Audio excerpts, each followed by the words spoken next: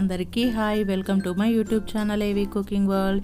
ఈరోజు అయితే నేను చాలా సింపుల్గా ఈ నమ్కీన్ మటీరియల్ని అయితే తయారు చేశాను. చాలా బాగుంది, టేస్ట్ కూడా చాలా సింపుల్గా చేసేసుకోవచ్చు. ఫుల్ వీడియోని చూడండి, వీడియోని అయితే స్కిప్ చేయకండి, చిన్న చిన్న టిప్స్ మిస్ అవుతారు. అలాగే ఇలాంటి మరిన్ని వీడియోస్ కోసం అయితే నా ఛానల్ ఒక్కసారి సబ్స్క్రైబ్ చేసుకోండి. ప్రాసెస్లోకి వెళ్ళిపోదాం. ముందుగా ఒక బౌల్ని తీసుకొని దాంట్లో అయితే నేను మైదా పిండిని వేసుకుంటున్నాను. సో గోధుమ పిండితోటి అంత పర్ఫెక్ట్గా రావు, అందుకనే మైదా పిండిని వేసాను. అలాగే దీంట్లో 2 టేబుల్ స్పూన్ల రవ్వను అయితే వేసాను. దాంతోపాటు టేస్ట్కి సరిపడా ఉప్పును అయితే వేసాను. దీంతోపాటు కొంచెం ఆయిల్ వేసాను నేను దీంట్లో. అలాగే దీంతోపాటు కస్తూరి మేతిని అయితే వేసుకుంటున్నాను. ఇలాగే పచ్చిగానే వేయండి, చాలా బాగుంటుంది. టేస్ట్ అయితే చాలా డిఫరెంట్గా ఉంటుంది. ఒక్కసారి ఇలా చేసి పెట్టుకున్నారంటే మీరు 10-15 రోజుల వరకు నిల్వ ఉంటాయి. వీటన్నిటిని ఇలా ఒకసారి కలుపుకోవాలి. సో ఇలా కలుపుకొని వాటర్ పోసుకుంటూ మెత్తగా పిసికేసుకోవాలి పిండిని అయితే, చపాతీ పిండిలా. సో మరీ గట్టిగా ఉండకూడదు. సో చూసారు కదా, ఇలాగైతే పిసికేసుకున్నాను. ఇప్పుడు దీన్ని సైడ్కి పెట్టేస్తున్నాను. ఫస్ట్ అయితే సైడ్కి పెట్టేసి ఇలా ఒక చిన్న బౌల్లో 1 టేబుల్ స్పూన్ మైదా పిండిని అయితే తీసేసుకున్నాను. నేను తీసేసుకొని దాంట్లో కొంచెం ఆయిల్ వేసాను. ఆయిల్ వేసి దీంట్లో వాటర్ని వేసి ఇలా అయితే కలుపుకుంటున్నాను. తర్వాత వాటర్ వేసింది క్లిప్ మిస్ అయింది. సో ఒకసారి వాటర్ వేసి ఇలా అయితే కలిపేసుకొని సైడ్కి పెట్టేసుకొని ఇప్పుడు కలిపిన పిండిలోంచి ఇలా ఒక ముద్దనైతే తీసేసుకొని దీన్ని చపాతీలా అయితే తాల్చుకోవాలి, పొడి పిండి వేసుకుంటూ.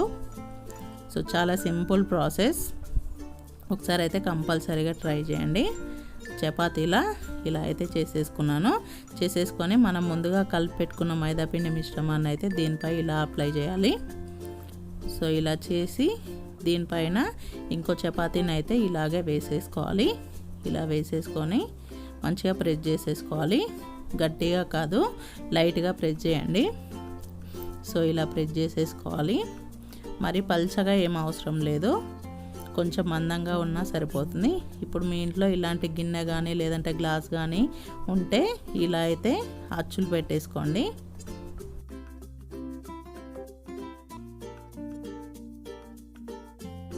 ఈ సైజులో ఉంటే సరిపోతుంది.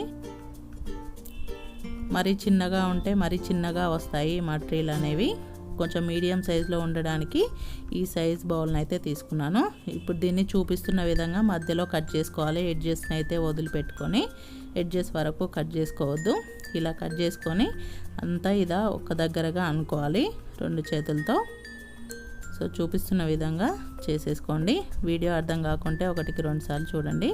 ఇలా చేసేసుకొని ఇలా మలిపి దీన్ని అయితే ఇలా అంటి పెట్టుకోవాలి లాస్ట్లో, లేదంటే విచ్చిపోతుంది. సో దానికోసం అయితే ఇలా అంటి పెట్టుకోండి. ఇంతే, చాలా సింపుల్గా అయిపోయింది కదా. అన్నిటినీ ఇలాగే చేసేసుకోండి. ఇలా చేసేసుకొని స్టవ్ పై ఆయిల్ పెట్టి హీట్ అయిన తర్వాత వీటిని ఒక్కొక్కటిగా వేసి ఈ మటీరియల్ అన్ని వాటిని మంచి కలర్ వచ్చేంత వరకు అయితే వేయించుకోండి. సో చాలా సింపుల్ ప్రాసెస్, ఈజీగా చేయొచ్చు. సో నేనైతే ఎన్నైతే చేశానో అన్నిటినీ ఇలాగే అయితే కాల్చుకుంటున్నాను. సో చూసారు కదా, వాటంతట అవి పైకి వచ్చేంత వరకు మీరైతే గరిటెను పెట్టద్దు. వాటంతట అవి పైకి వచ్చిన తర్వాత 2 వైపులా మళ్ళేసుకుంటూ కాల్చుకోవాలి. సో ఈ మటీరియల్కి ఈ కలర్ ఇంకా చాలు, ఇంకెక్కువ అవసరం లేదు. సో వీటిని అయితే స్టవ్ పై నుంచి దించేసి ఇలా చేసేసుకున్నాను అన్నిటినీ. ఇప్పుడు వీటిని ఎయిర్ టైట్ కంటైనర్ బాక్స్లో పెట్టి స్టోర్ చేసేసుకోవచ్చు. మీకు 10-15 రోజుల వరకు నిల్వ ఉంటాయి. టీ టైంలో అయినా ఎంజాయ్ చేయొచ్చు, పిల్లలకి స్నాక్ బాక్స్లో అయినా పెట్టొచ్చు. ఈ వీడియో కనుక మీకు నచ్చినట్టయితే ఈ వీడియోకి లైక్ చేసి నా ఛానల్ని అయితే ఒక్కసారి సబ్స్క్రైబ్ చేసుకోండి. ఇలాంటి టేస్టీ అండ్ ఈజీ రెసిపీస్ని నేను మీకు చేసి చూపిస్తాను.